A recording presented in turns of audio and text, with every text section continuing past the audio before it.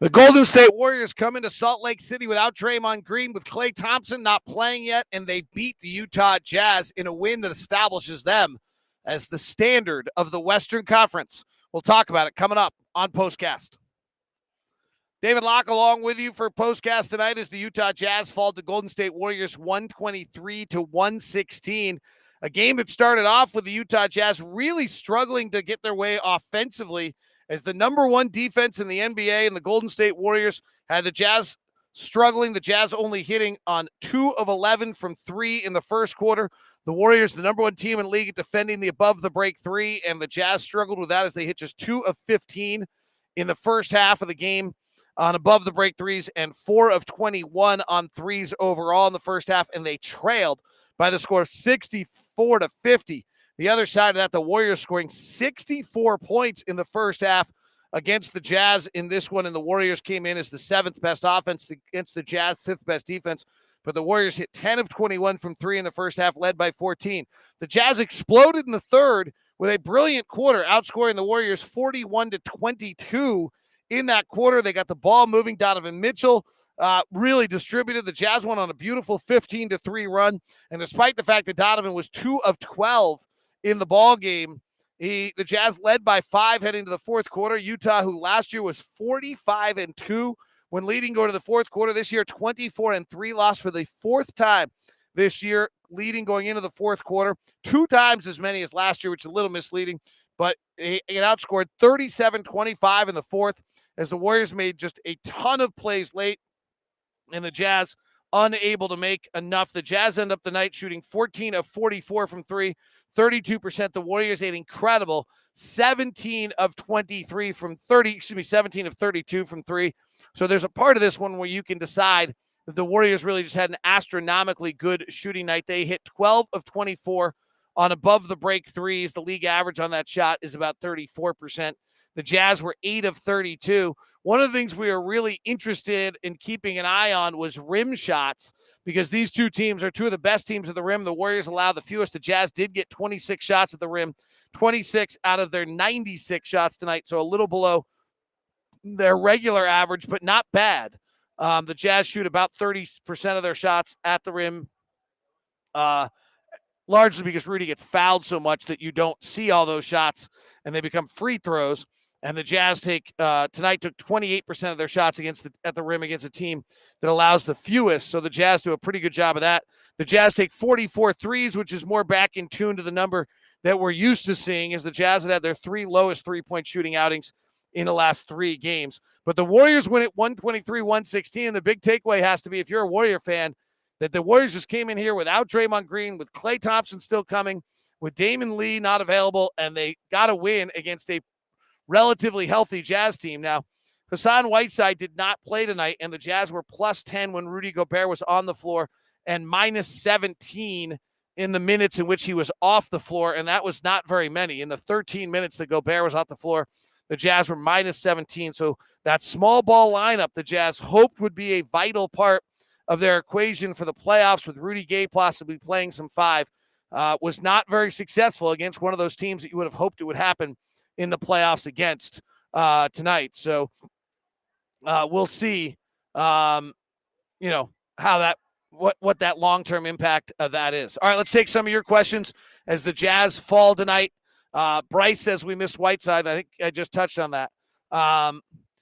This is the Tyson says Utah is still yet to beat a top team at full strength. Frustrating. Don't disagree. At the same time, so Chicago we lost to, Miami we've lost to twice. Yes. In fact, we played Milwaukee when they didn't have a top team. We haven't played Brooklyn. We haven't played Phoenix. So I don't know who the other top teams are. I'm assuming you mean Chicago, Miami, but I think that's legit, right? We're now 0-4, 1-4 if you count the Milwaukee win against any of the kind of top home court advantage teams. We lost to Memphis. I don't think we beat Memphis and lost to Memphis. I would have to look, but if you look at the top 4 teams in the Eastern Conference, the Bulls were 0-1, 0-2 or 0-1 against, I think 0-1. Brooklyn we have not played. The Bucks were 1-0. Miami were 0-2. Warriors are now 0-1. Phoenix we've not played. We are the Utah Jazz. And Memphis were either 0-1. Or, did we get them once this year? We did not travel there, so unless they came here, maybe we've only played them once. we're 0-1. So in that case, you're right. We're 1-5 against the other hometown home teams, and that's not great. Del Toledo, the zone was idiotic, but coach was trying to cover for bad defensive players. Too many bad defenders need to be addressed by the GM. There was a time in the game where just you got to guard your yard, and that's what happened to us in the playoffs last year. Is we couldn't guard our yard. And if you can't guard your yard, Rudy Gobert can only cover up so much when he's not on the floor. That was problematic. It'll be interesting to see when the numbers come out what our defensive rating tonight was in those minutes when Gobert was off the floor. When we tried to play small, it did not seem to work. Was this just a case of the Jazz being tired on the back end of a back-to-back? So I don't know. I mean, there was a massive rest advantage in this game, and rest advantage is a huge part of this league.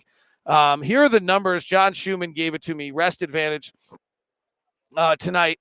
The rest advantage numbers, sorry, give me 1 second. Let me see, is the teams with a rest advantage are 86-52 this year, 62% winning percentage. At home, they're 53-33, and on the road, they're 33-19 going into tonight. And the Warriors, having not played the other night against Denver in a game that was postponed because of COVID, that is certainly a massive advantage and rest advantage. So maybe that played into it. I mean, I don't want to dismiss that.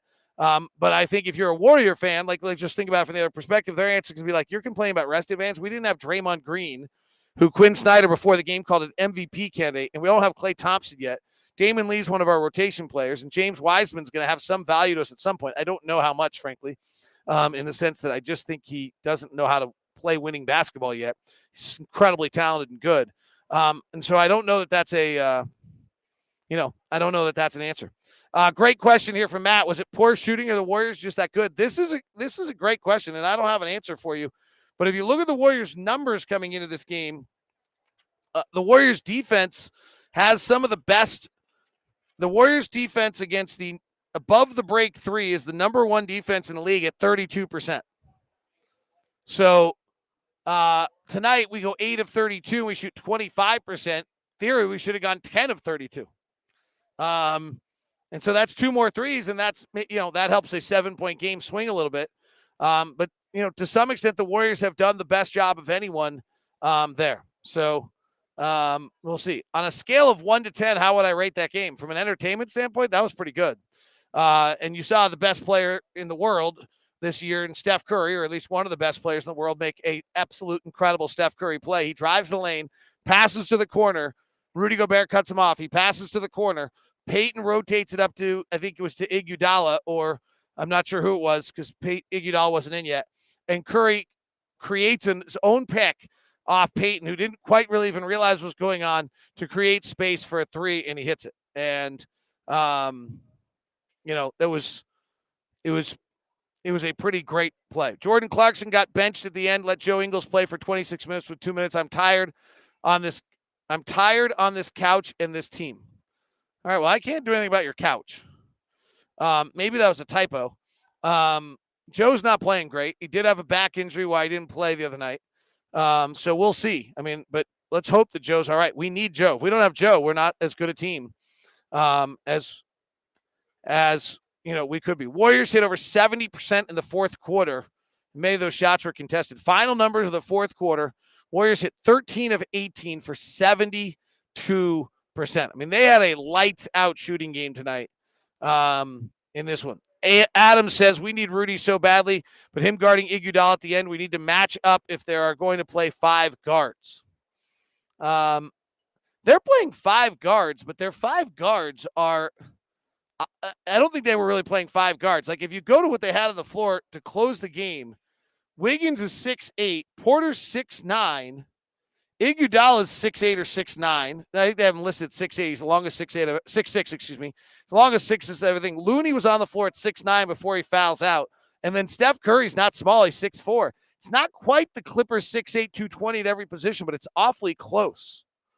And then you add Draymond into that mix at some point. This is the best team in the West. This is the best team in the NBA right now. They've established it. Like, they went to Phoenix and lost in a close game. Now they then beat Phoenix on the other side of it. They come here and win. Like, this is the best team in the NBA. They shot lights out tonight. They hit a ton of shots. they tip the hat, and we got to figure out and answer that. The first half offense to me is disconcerting that the Jazz were that discombobulated in the first half. Channing Frye, NBA TV, very critical of the Jazz defense, and Gobert suggesting the Jazz use 5 guards tonight. Well, I don't know why you watch national experts when they talk about the Jazz. That's what I would tell you. Jazz defense was bad tonight. I don't think it was Rudy Gobert, though. But I don't know if Rudy was great tonight. He dominated the game for a lot of it. It was plus 10 overall in a game we lose by 7, so that we're minus 17 in his other minutes. I would say he was probably pretty good. On the other end, the Warriors, it's a make or miss league, but give the Warriors credit for 39 assists, moving the ball. The Warriors come into this game. They have on a regular basis, the Warriors average 54 potential assists a game. We average 44 potential assists, and we think we're a ball-moving team. And that just tells you the level by which they move the ball. And they deserve a lot of credit for that. All right. Jazz lose it tonight to the Golden State Warriors, who looked terrific, shot lights out, got a lot. Steph wasn't even superhuman until he had to be on a play. And the Jazz lose at home. 4th time they've lost this year, leading going into the 4th quarter. And the Warriors establish themselves as the top of the West for the time being here on POSTCAST. Have a great night. Be safe. Enjoy yourself. We'll talk to you again on Locked On.